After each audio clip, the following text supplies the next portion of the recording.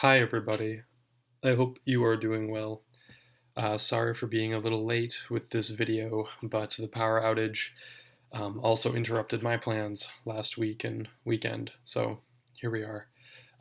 In this video, I'm just going to quickly show you some ways that you can play with and manipulate the simple sampler.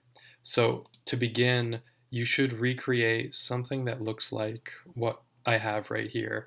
I have the simple sampler abstraction right here, which I created by just creating a new object and invoking its name. I'm going to get rid of that though. A couple other things that I have here. I've built just a very simple, as usual, volume control going into the DAC down here.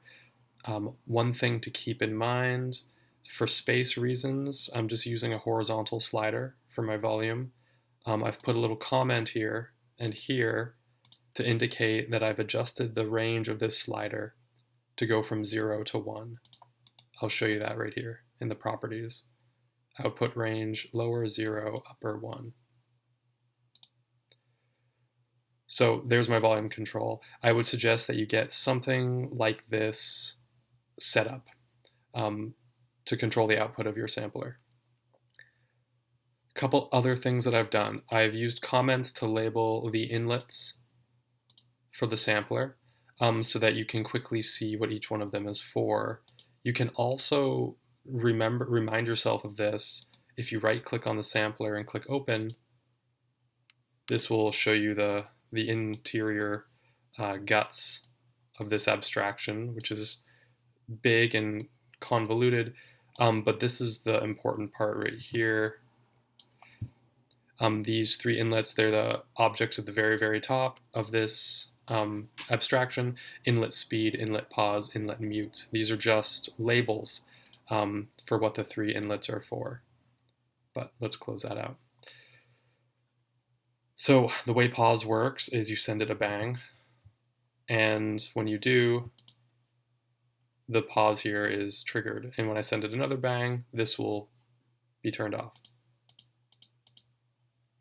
Mute works the same way. And for speed, we need to send it a number. For this example, I'm going to be using mostly message boxes. See, when I click that -0.1, we get that number show up right here. And also, you might have noticed that the slider adjusted itself. I could, of course, also just hook up a number box and watch what happens as I crank this down.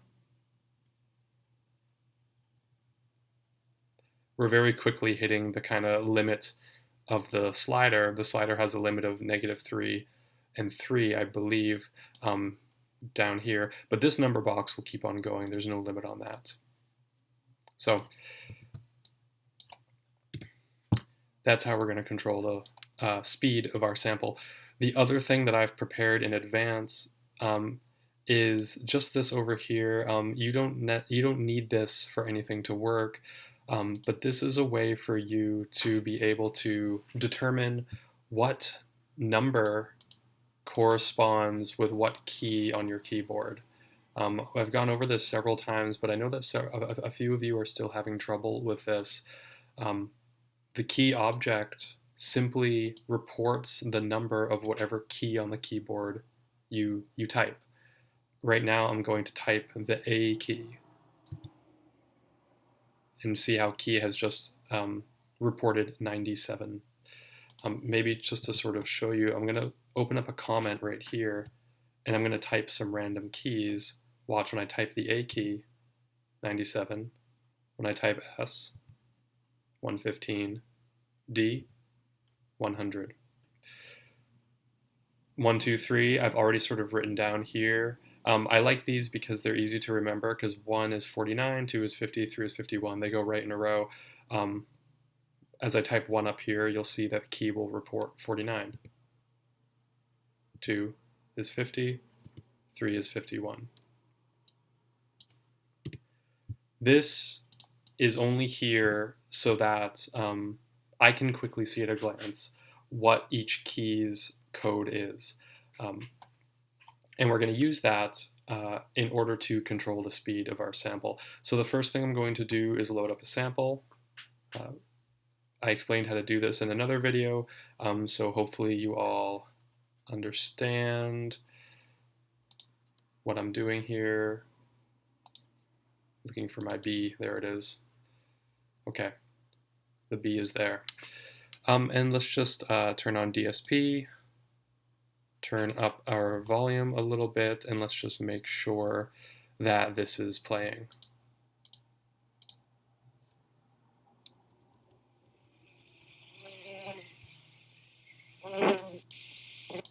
Okay, it is playing. So its original speed is 0.069. That is the speed that is playing at right now. And you know how to do this. So what we can also do is just pass numbers into the simple sampler to control the speed. So I sent it negative 0.1, and now the thing is playing kind of quickly in reverse.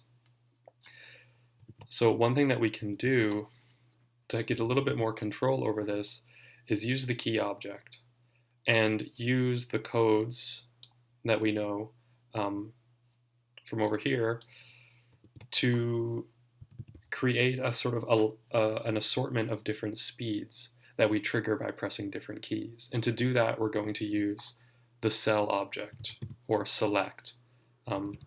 You can either type in select and the object will exist, or you can also just type in cell. Just as quick shorthand, I'm going to use cell. And I want to map the keys 1, 2, and 3 into the cell object. So to do that, I'm going to have cell search for 49, 50, and 51. Notice that cell has created 3 outlets for these, and has created a 4th outlet on the right, which will be for anything that does not match these search terms. I'm going to create a number box right here, just so you can sort of see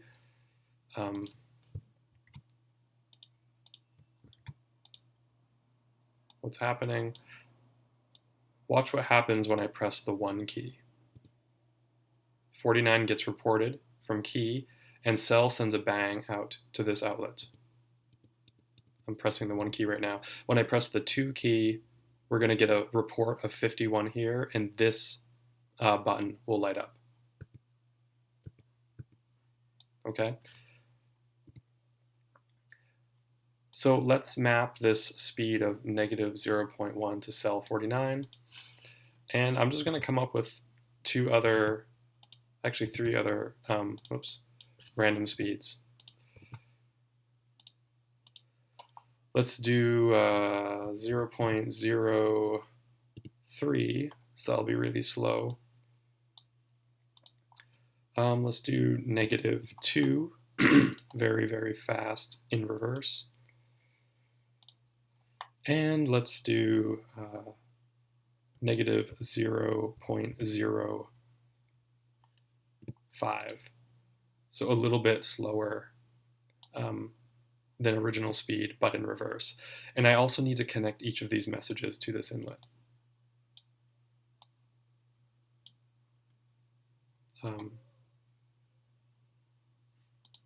Yeah, wait, what? Sorry, I don't know what just happened. Okay.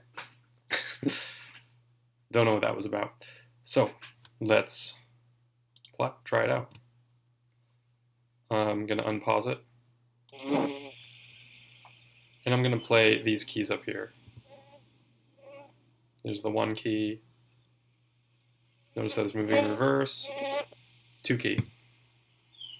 Slow forward. 3 key is going to be fast in reverse.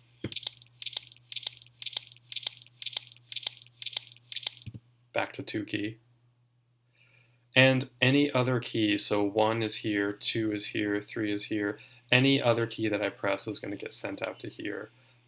very slow in reverse. So I'm just going to hit like, I don't know, G.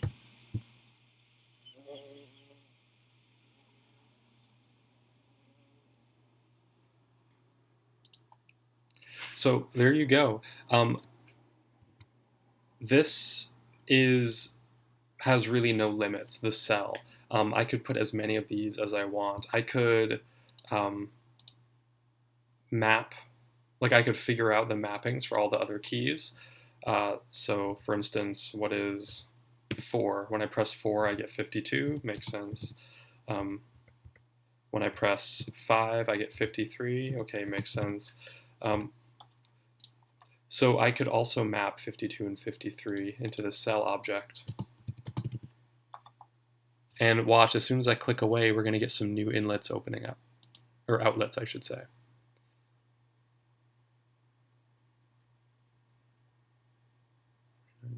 $51, $52, $53. Yeah, so now our sort of overflow outlet has mapped to 52. So there's our outlet for 52, there's our outlet for 53, and there's our outlet for our overflow. If you're having trouble figuring out which of these outlets go for which of these search terms, you can click on the side of the object and drag it like that. And it's not going to line up perfectly, but it does kind of, I don't know, maybe it'll help you go a little less cross-eyed. You can sort of, yeah, you can see that you can widen it as much as you want. You can also map keys to these buttons. So let's map the 4 key to mute and the 3 key to pause. So now when I hit the 3 key,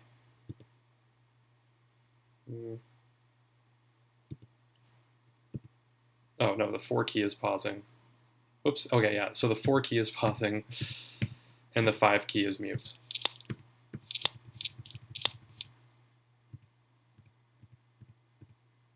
I'm just playing around with the 4 and the 5.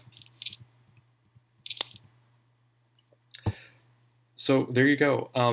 As always with pure data, this can get as complicated and fancy as you want it to.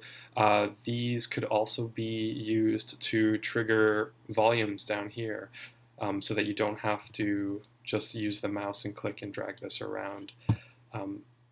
You could have so many different speeds here. I mean, every key on the keyboard can be mapped. So you could have like this giant select object with like a billion different search terms in it.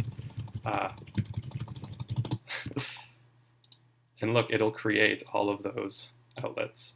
So this can get as complicated as you want, or it can be as simple as you want. Okay, I'm going to stop the video there. I hope that helps.